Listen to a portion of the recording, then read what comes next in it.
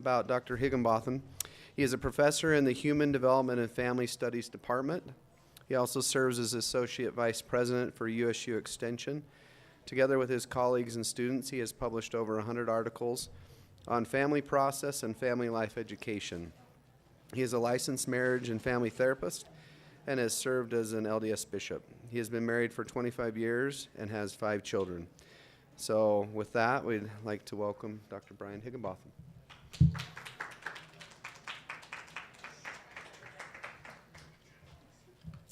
Okay, it's great to be here. I was here last year too, and it's just so exciting to see so many people come back and have new faces here as well.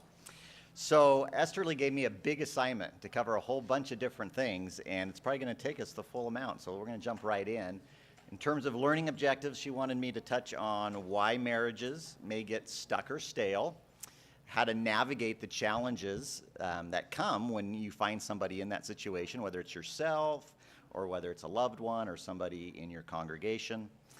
And talk a little bit about some of the research around kids' development in homes where their parents may be in a stale or stuck marriage, as well as some of the impacts on divorce, as well as some resources that might help you in your own personal relationship or with those that you may serve. So we'll see if we can get to all of that.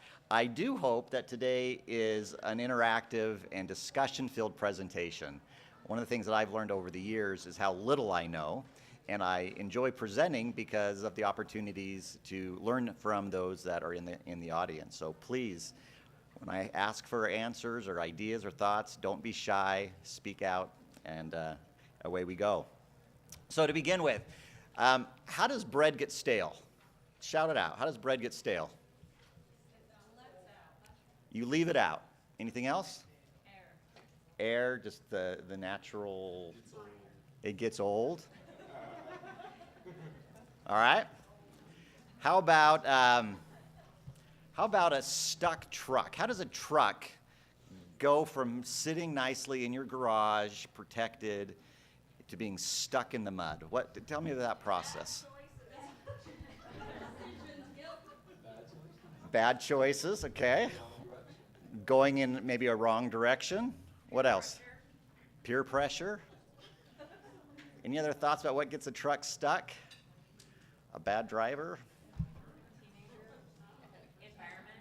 The environment. Yeah. All right.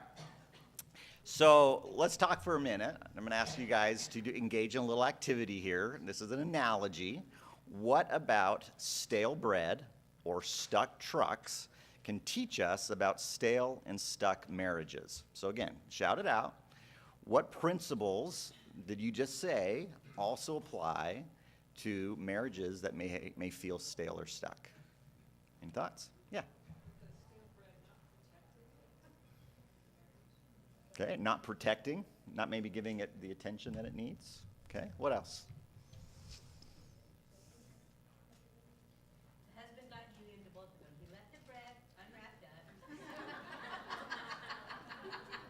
It's usually his fault, isn't it? Yeah, either way.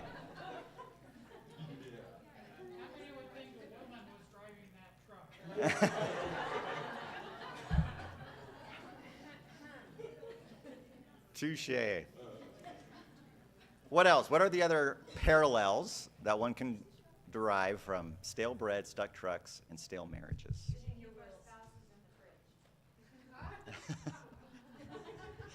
Want to say that a little bit louder? I don't know if people in the back heard you.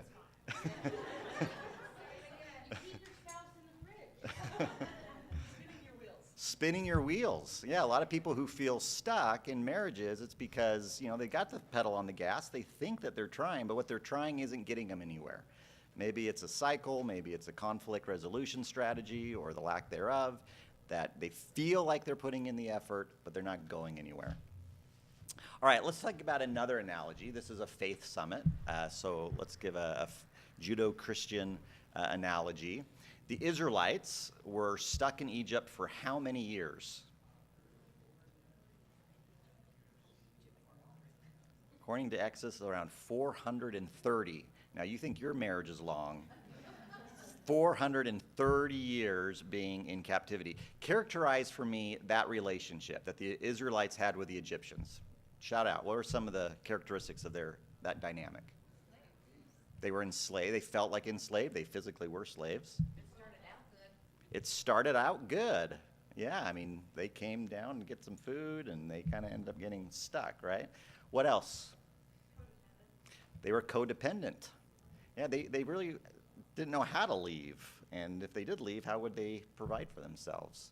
Good. Anything else about that stuck relationship? Hopeless.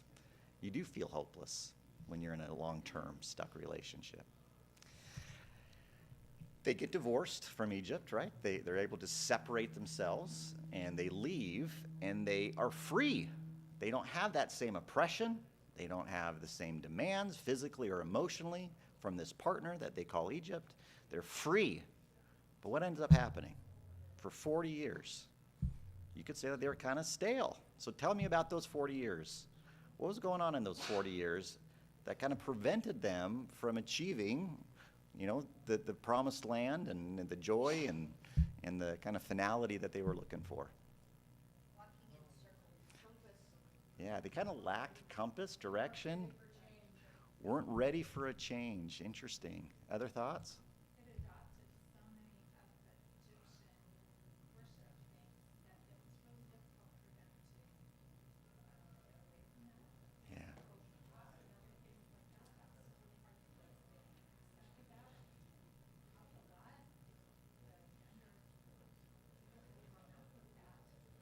It's what they knew, right? Yeah, I mean, they incorporated those kind of behaviors, traditions. They didn't have a marriage enrichment class or any kind of, AI tool that was going to teach them how to do things differently. They were truly stuck. Okay, so again, what does this story, in terms of an analogy, what does it teach us about marriages, stale and stuck marriages? Anyone see any parallels?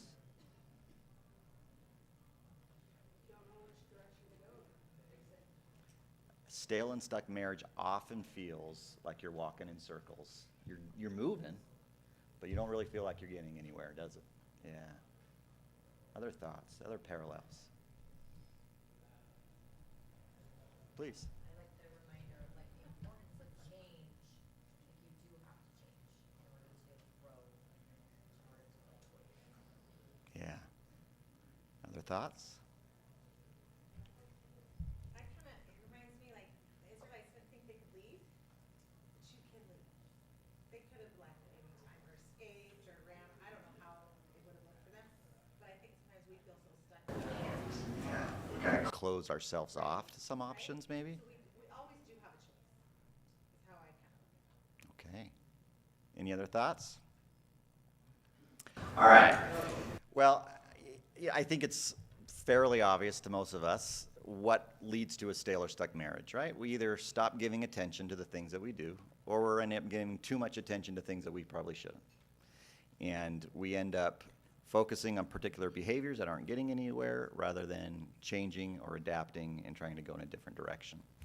And so it's easy to identify, and sometimes it's fairly common to feel that you're in a stale or stuck marriage. The harder question in my mind is, what do you do to get out of it?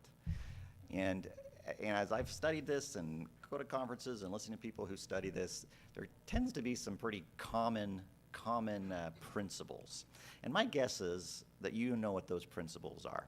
And so we're going to have another little activity here. And I want you to turn to the person on your left, and I want you to try to pull some of these, what I consider to be universal principles about helping things grow, helping things nourish, helping things blossom. And again, the analogy here, of course, is with a marriage, but sometimes it's easier to identify what that might look like in another context and then apply it rather than looking in a relationship that maybe you're closed off or blinded or not feeling where to go. So in terms of gardening or cooking, what are some of the principles that make a really, really good garden, a flourishing garden, and a really good tasty meal?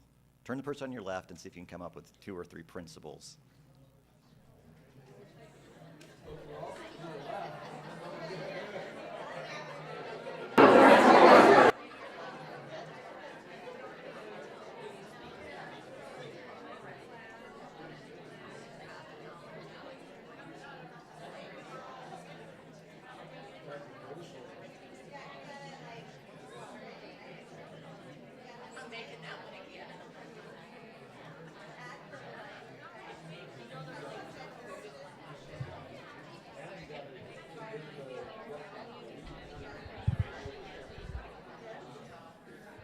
All right, time out.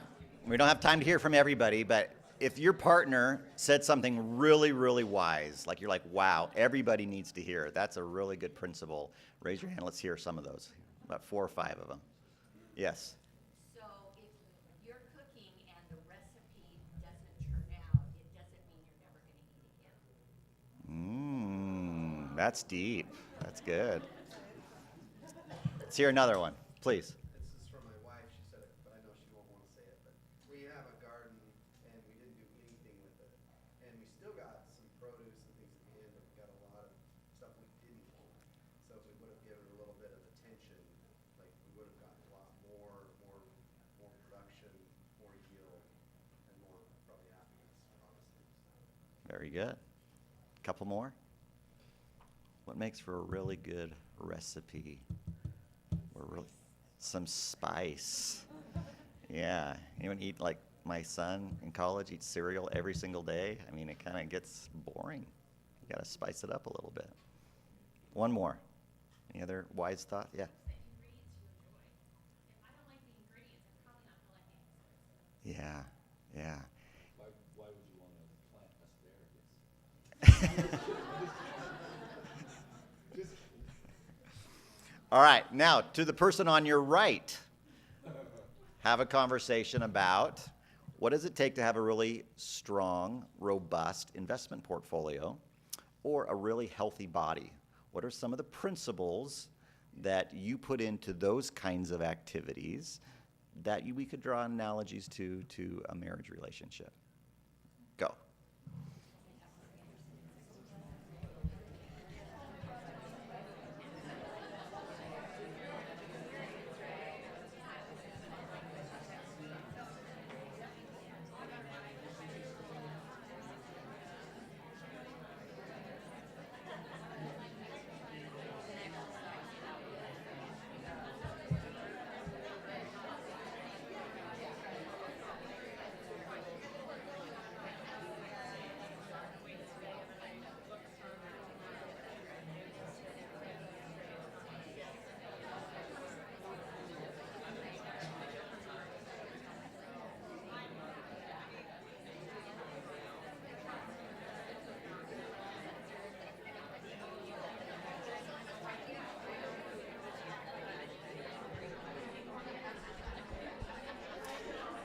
All right, let's come to order.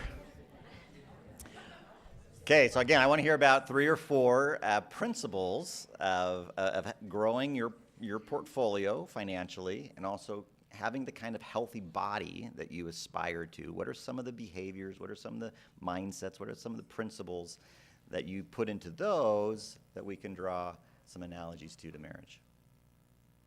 Please. Make bigger investments when it's down.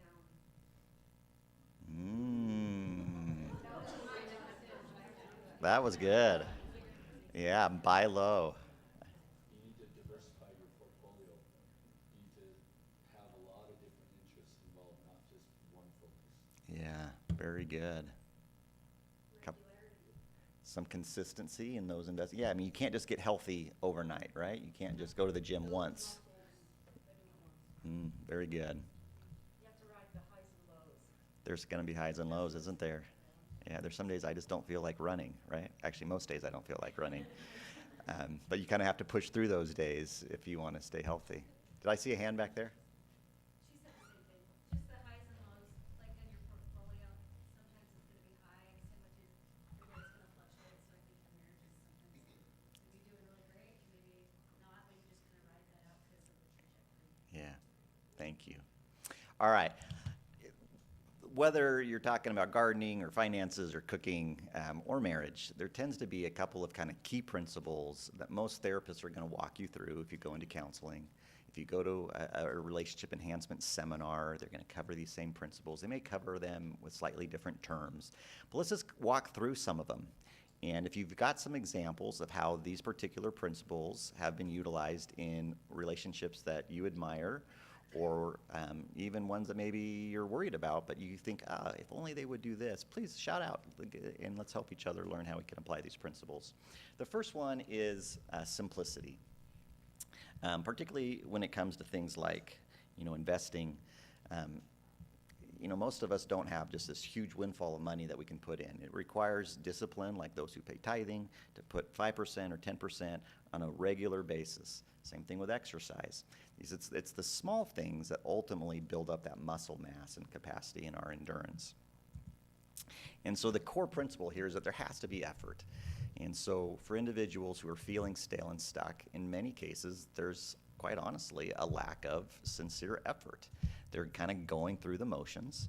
And in many cases, you can try to get people out of those stale and stuck moments, or yourself, by simply exerting a little bit more effort in some area. But often it's the thought that it has to be something big. We have to go to counseling, or we need to go on a big trip, or we need to do something huge that's going to cost money or time, keeps us from doing anything. And so think about little things that you can do to kind of spice things up. For example, I know with a lot of people who just make sure that they have an opportunity to connect with their partner at the end of the day, or sometimes it's at the beginning of the day, because that's the only time that they can make it work with their crazy schedules and carpool routines. If that doesn't work, pillow talk, but making sure that there is an opportunity to connect every single day. Some couples will pray together. Others, this is my brother-in-law. We were talking about this at a camp out, and he says, what you got to do is when you get home from work, and he's a CPA, so he's at work a lot, you put the kids to bed and you just grill steaks. That's the secret of a strong marriage. Now, the funny thing is, I then asked his wife if that's true, and she said, no, the tip to being happy in marriage is not to marry a CPA. So maybe they need to grill some more steaks together. I don't know. But you tell me, what are some other simple ways that you have seen, either in your own relationship or in other relationships, simple things that people have done to keep a connection and to keep a growth, to keep that relationship feeling like it's growing rather than feeling stale or stuck? Anyone willing to share? Please. I haven't made it there yet, but my friend says that she and her husband rub each other's feet while they read the new book together. Call it. That's very cool. That is cool. My wife would love that. Yeah. Did I hear another hand here? Oh, that, I just think like regular appreciation. Yeah, it's pretty simple. It doesn't cost anything. Yeah, very good. Please. I think sometimes it's hard, but it's quite simple really, is just to not have to be right. Just kind of realize like, may not be right, and so you just let it go. Very good. Yeah. I heard this, I think it was from David Schramm, that he said that for 5 minutes before you go to bed at night, tell each other what you love about each other. But we simplified that, and my husband and I have been doing it where we just tell each other one thing every night. We hug each other and say, this is something I love about you, or I love that you did today. And it has been really cool because I find myself thinking about it during the day. What am I going to say tonight to him? So I'm looking for the good. It's just that simple little thing that I really love it. Thank you for sharing. Yeah. I was just gonna say checking in throughout the day, just sending texts. My husband will tell me he got to work, or we'll send funny memes to each other throughout the day. Just kind of those little connections all throughout the day. Yeah, I am so bad at that. I get into my, my mode at work, and I'm busy with this, and yeah, just those simple little bids can make a big difference. Thank you. A couple of you kind of touched on the second core principle, and that is consistency. Again, just like with athletics or health, your own health, taking care of a garden, you can't just plant and go away and think that 6 months later everything's going to be dandy. There's got to be this consistency of effort. And so one of the things that was shared is every night this couple is saying something that they appreciate or admire about that person. Well, just the mere act of having that be a routine causes you to think about your partner during the day, so you can be prepared for what you're going to say that night, right? And so there's something about consistency that is really, really helpful. From a scriptural perspective, the children of Israel had to learn this principle themselves. Every day they had to go gather manna. And what happens if they didn't? What happened to the manna? It was infested by worms, right? By the next morning. If they didn't gather new ones. So examples of little things you might consider, and then I'd love to hear some examples that you have seen. Daily prayer, whether that be together as a family or as a couple, before you go to bed, before you go to work. Scheduled activities. This may sound a little controversial, but I have a colleague who swears on scheduling sex. And in her relationship, and she advocates it for her clients, the act of defining that Wednesday nights is our night. It takes the uncertainty about whether there's going to be intimacy. It allows for individuals to kind of prepare mentally and emotionally for that activity. Whether or not you feel comfortable with scheduling that kind of things, a weekly date night may be a little bit more simple for some, or not. Kind of depends on your unique circumstances. But having something to look forward to, having something that is your activity that you do with your partner, is often absent from relationships that are stale and stuck, and is present, and in many cases is frequent in those that do not feel stale and stuck.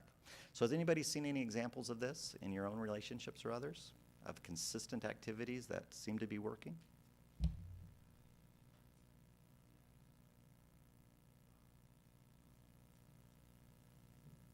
Yeah. Eating dinner together, Yeah, that's a fairly simple one. I mean, you're going to eat anyway. Make sure you turn off the TV and sit down together and chat. Yeah, that's a good one. Any others? Okay. The next principle is intentionality. For those who aren't of the Judeo-Christian faiths, Buddhism has a similar kind of principle that they call right effort. And I love this principle because it's not just about doing something. It's about doing something for a purpose or a reason. But in Buddhism, they clarify you do it for a goal, but you're going to do it because it's the right thing whether or not you achieve that goal. In other words, yeah, I want to make this special dish for my partner, or I want to take my partner out, and I hope that's going to help break us out of this kind of rut that we're in. But even if it doesn't, it's still the right thing to do. It's still going to be good that I'm trying. And so what we notice in a lot of couples that, again, are feeling stale and stuck, not only is there no effort, but when they do effort, it's because they feel like they're just going through the motions. It's like this, I guess we have to be intimate together, or I guess we have to go to this activity together. I'm going to, pretend like everything is like hunky-dory as we're sitting at the table at this work party. They're there, they're putting in effort, but their heart's not into it, if that makes sense. So there's a couple of different thoughts that I just wanted to share with you really quickly. And again, I'd love to hear some of yours. I asked at this campfire with my in-laws how they try to be more intentional, and my sister-in-law shared that she and her husband, they've been married now over 20 years, they chose to sign up for a dance class together. And when I asked her why, she goes, because there's so many things that we have to do as a couple. This is one thing that we chose to do that was optional, and it became our thing. We were looking forward to it. And that's so true, right? I mean, so many of the things that we end up focusing on as a couple tends to be about getting the kids to school, or making sure the bills are paid, or who's going to take care of this or that. But there's not something that we are like getting to do, and no one's making us. And if you can find something like that, it can often help lift you out of a rut. I know couples who pick up new hobbies, and sometimes it's the hobby of the spouse that the other person's going to learn. Other times it's a brand new one. The couple learns how to play pickleball together, and then they join a pickleball league. So it's something that the two of them can go together. They leave the kids behind, and they're growing and have something to talk about other than kind of the mundane things that feel really stale. Some people will choose to get really crazy and like go on a mission together. Though interestingly, I had lunch with a guy who said that the church now has to, well, his calling in the church, he lives in Provo, is to go to the MTC and teach these couples who are going on missions like how to get along with each other. So simply going on a mission together may not be a great idea if you don't really like each other, because you're going to spend a lot of time with one another. But having said that, there are ways to get involved in the refugee center or the warming kitchens, and there's lots of different ways that couples could pick an activity that is their activity. Not their kids' activity, not a family thing, but something that they can look forward to, that they can talk about, that challenges and pushes them to grow about a new topic or a new activity. And if it's too hard, if that's like too complex and you need something more simple, reading a book. Picking a book as a couple that you don't have to read. You know, I'm not talking about your weekly, your daily scripture study or something like that. But, you know, pick a fun book, pick a thriller, pick a romance, pick something that you can then chat about. That's different than the normal mundane things that you normally talk about.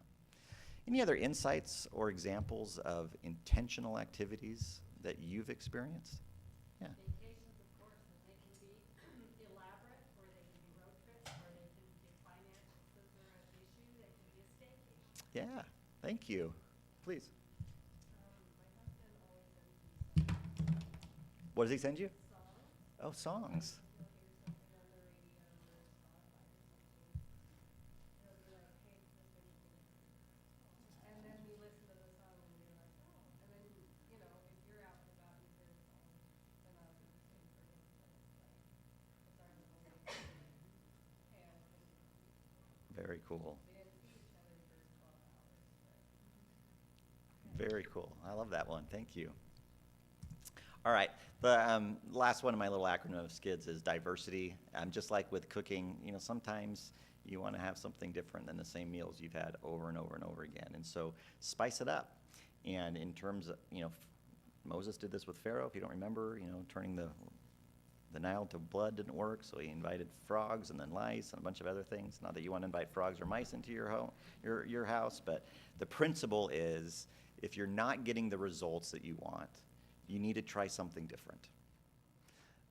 There's an old phrase of insanity is doing the same thing and thinking you're going to get different results. And so spicing it up, if you already are going for a walk, go a different direction, you know, go an extra mile. Change your outfit, change your hairstyle. I mean, there's ways. I have another friend.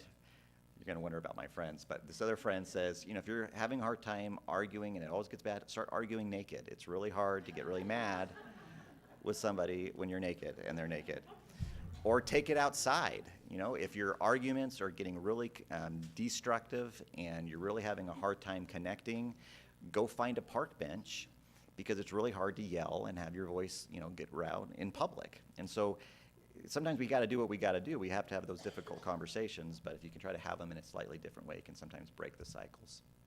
And somebody already said this. Let me just add this really quick. There's just a lot of value and appreciation. I'm not saying you should ignore your problems. We all have problems. In fact, when I used to do marriage counseling or premarital education with college kids, I would say when you pick your partner, you're also picking your problems, because we all have them.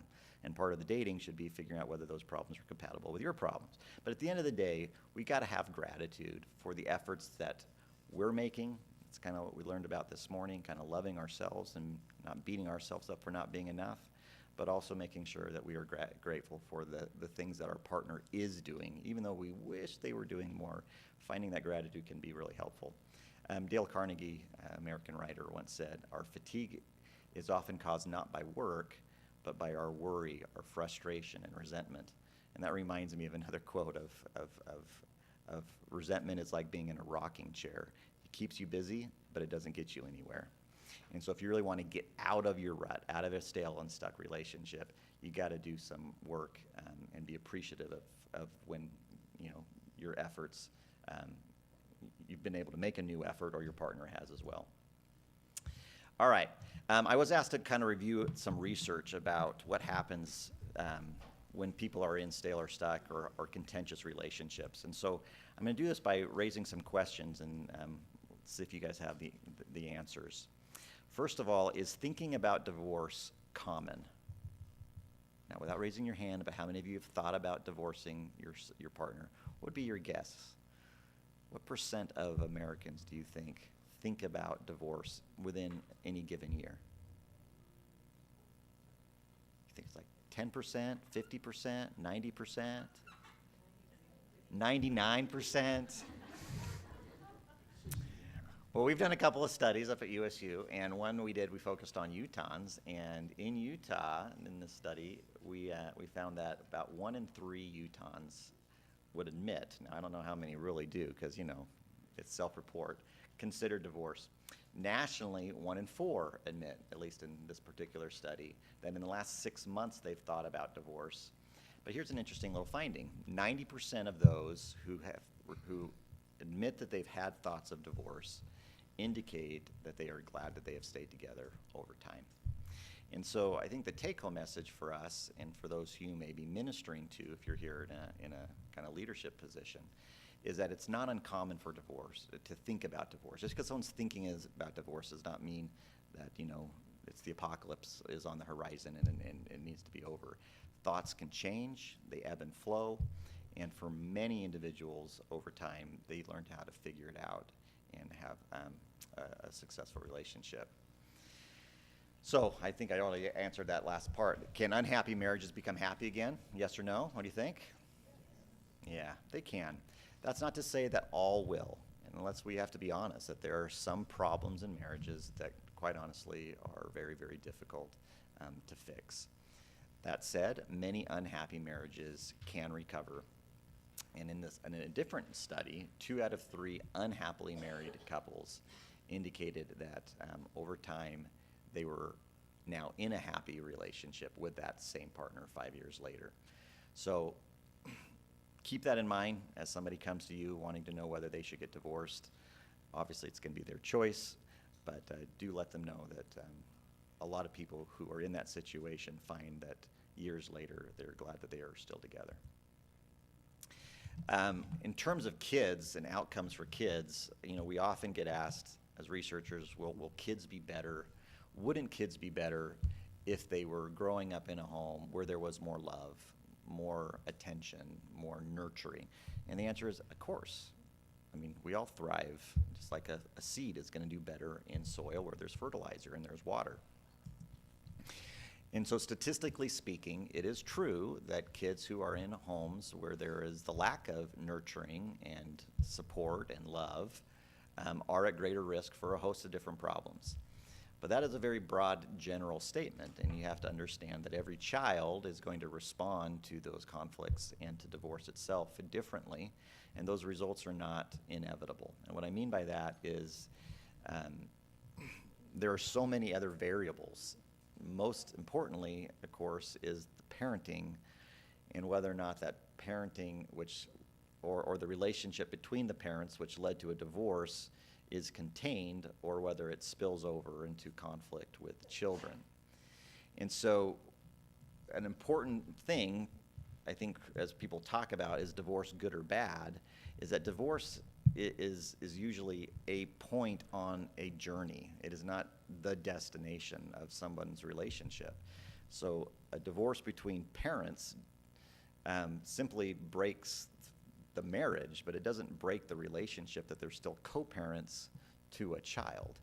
And so if there is negativity and animosity and yelling and screaming before the divorce, well, it's not the divorce that messes up the kid, it's all that yelling and screaming and fighting and lack of love that they experienced in the home. And in many cases, the divorce actually frees the child from having to observe and be part of all that negativity. So we often talk about, to understand this principle a little bit better, differentiating between low conflict and high conflict marriages. So a high conflict marriage is where the conflict is obvious. It's where the parents literally are screaming and yelling and belittling and being openly critical to their partner in front of the children. There's not a good spirit in those homes, right? There's not a sense of love. In many cases, there's even violence in those situations. Whereas a low conflict is what many of us would refer to as kind of stale and stuck. It's not that it's bad, it's just not good. But the kids don't really know the difference in many of those cases. And so a divorce often kind of surprises them, and it throws them off, and it makes them wonder, well, wait a minute, I thought my parents were in love. I mean, I never see them fight. I guess I never see them say, I love you, but they're just there, right? They take me to school, and they cook me dinner. And wait a minute, now they saying that they're going to get divorced. What does that mean for me? Are they going to fall out of love with me? Are they going to divorce me? That's the kind of psychological kind of messing up that low conflict divorces leads to children. And so the key point here is, from a research perspective, if there is high conflict in a marriage, then yeah, you should be worried about what that's going to mean for child outcomes. If there's low conflict marriage, Children tend to be quite resilient, and they can grow up, and you don't see the same negative outcomes. But when their parents do get divorced, you see some of these kids just kind of wig out because it kind of throws their whole world for a loop. How does divorce impact adult well-being? Well, it's just like with children. And there's no hard and fast rule. The research is pretty clear that in low conflict marriages, there is not a clear connection to more happiness. To the contrary, in low conflict marriages, you often see situations where individuals report lower personal well-being, whereas in high conflict marriages, usually you have a little bit more sense of empowerment, that you've chosen to break free, and particularly when there's violence, you obviously free yourself from that violence. And so the studies suggest, and this is the take-home message, is that in low conflict marriages, divorce is not necessarily a recipe or a guarantee that you're going to have happiness. Now it may, but it may not. And so, if I were a betting person, which I'm not, because particularly with marriages and families, people do crazy and weird and unpredictable things. But if I had a low conflict marriage, I would invest in trying to fix that relationship and improve it rather than hoping that another one might come along and be better.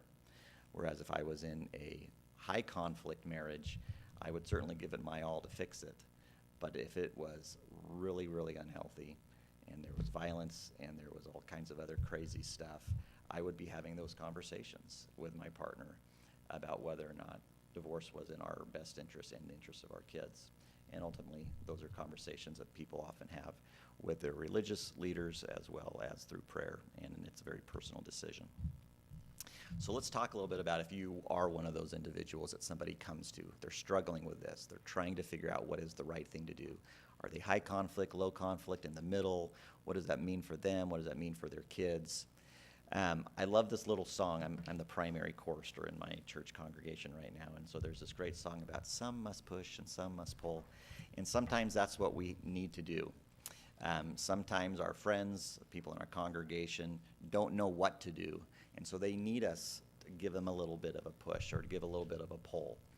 Having said that, obviously the first step is to listen, to be a good empathetic listener, and to try to understand where they're at. It's so easy to judge with very limited information, and if you can try to just bite your tongue and hear them out, often what people just need to hear is themselves talking about the solutions, and they can then identify which one is best without you telling them. The other reason why it's really important to just be a good listener is because there's always two sides to every story. And if you are the mother-in-law that's hearing this from your son, or you're a bishop and you're hearing it from the husband and not the wife, it's very easy to be like, wow, if what you're telling me is true, then that person is a jerk, and yeah, you shouldn't be with them or whatever. But there's always two sides to every story. And if you're going to be able to minister to the whole family, or if that divorce occurs and you're still going to be the mother-in-law or the grandparent to the shared child, you want to make sure that you're not picking sides or being viewed as picking sides. And then the third key principle in listening is to make sure that they own the decision. Because at the end of the day, they're the ones who has to live with it. And so telling people what they need to do is a little dangerous, because if they don't, then they feel like they've left you down. If they do move forward with what you told them they need to do, and then it doesn't work out, then it's your fault for telling them to do this thing that didn't work out. And so the better option is just to really listen to them, help them process and brainstorm different options, and then be a support so that they can maybe have the time that they need to work things out, whether that be go to counseling, whether it be to have some alone time.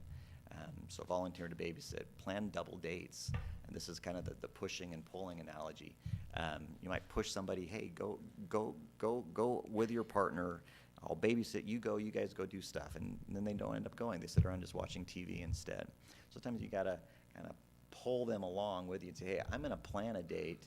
We're going to get you out of the home. You guys are going to have some fun with us, whether you like it or not. We're going to go to this activity. We're going to play pickleball or whatever it might be. But try to get them out of the house sometimes can shake them out of that rut. Of course, being a good role model and then recommending good resources. If you're a clergy, I would say that almost the exact same things. I think having been a bishop in a congregation, I understand that you do feel and get inspiration for the people in your congregation and the people who are sitting in your room. But there's got to be a sense of humility and boundaries, I think even from an ecclesiastical perspective, that at the end of the day, you're not going home with those people. And so when they go home, they're going to live with the consequences of the decision to either stay or to go. And so you just got to be really careful about telling them that that's what they need to do from your perspective. Because if they end up following your direction, if that's what you're giving them, and it doesn't work out, you run the risk of them not only getting, not owning it themselves, but also losing trust in you as well as the organization or the church that you represent. Sometimes we also are so busy as clergy and ecclesiastical leaders that we don't need more things, right? We don't need more activities to plan. And there's also been a big push, of course, to support what's going on in the home and to allow individuals to do things at home. And that's great. I think that's wonderful counsel for about half of the people. And then the other half don't know what to do in their home. They didn't see it growing up, or maybe they're so stale or stuck or discouraged that nothing's happening at the home. There's not dates going on. There's not these opportunities to enhance and grow their relationships. And so you might consider charging your activities committee or your Elders Quorum Relief Society if you're in the LDS faith, or if you're a different faith, whatever your adult ministry is, to plan a series of workshops and date nights, removing one of the obstacles so that individuals have something to do without having to plan it themselves or paying for it. Of course, facilitating learning is a great way to go. Thank you. I worked with a stake president who who created these totes that had articles on all kinds of topics, everything from finances to parenting to sexuality. And so when people would come to us as bishops and had these issues, rather than us trying to solve the problem for them, we gave them some good research, some good reading materials, and encouraged them to try to find answers for themselves as they studied some good principles. So you might consider that too, is come up with a resource library that you can recommend. Let me share a couple of these resources, and I think we're going to wrap up. Obviously, groups like Pause Wellness here, as well as many other therapists in the Valley, provide great resources. Some deal with couples who are, on the brink of divorce. Others really help individuals who have no intention of getting divorced, but just want to see their relationship improve, and they can help you with that as well. A couple of initiatives that are state funded that I'm involved with up at the university. One is called Healthy Relationships Utah. We provide free classes that people can come to. We have them for step families, for parents, for couples, and we even have some couple classes for self-improvement. These are free online, or we have them in person as well, anywhere from 4 to 8 hours, spread out over anywhere from 2 to 4 weeks. So you got a built-in date night and an opportunity to learn some skills and to talk about these issues in more detail. The government here in Utah actually has a 25-year-old marriage commission, a group that focuses exclusively on trying to help marriages in Utah. That commission was assigned over to us at USU a couple of years ago, and we have a whole bunch of free resources that you're welcome to utilize and recommend to others. For example, we do a webinar series every other week. We have professionals, licensed therapists who will speak on topics from intimacy to shame to affairs to parenting to doing the dishes, dementia, everything. I think there's about 60 different webinars that are now archived. So if you're looking for that kind of simple, let's have something to talk about other than, the kids, watch one of these 30-minute webinars and chat about it together. We have a whole podcast series if that's more of your jam while you're driving away. I think we're up to 103 different episodes on all kinds of different topics. And for those taking picture, there's a brochure up here that has the QR code for all of these web pages. But topics on pretty much everything related to helping your marriage get stronger.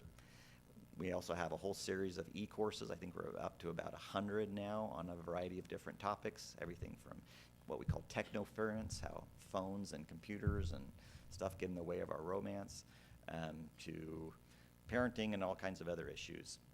There's actually a course in development, and hopefully it will go live in January. That's actually called Stale and Stuck. It's about an 8-hour course that goes into much more detail for individuals in that situation. And then there's a whole bunch of other resources. I brought some of them here. We have a marriage handbook. We actually have a course in development around people who are thinking about divorce. So lots of free courses, lots of free resources. Feel free to encourage people in your congregations or your neighborhoods. And you're welcome to take as many of these as you want, so I don't have to take them back to my office. And with that, I'll end, and I think there's a couple minutes for questions. 2 minutes for questions? All right. Any insights that I missed that you think would be helpful for the others to hear? Yeah. I'm just curious, with high conflict marriages,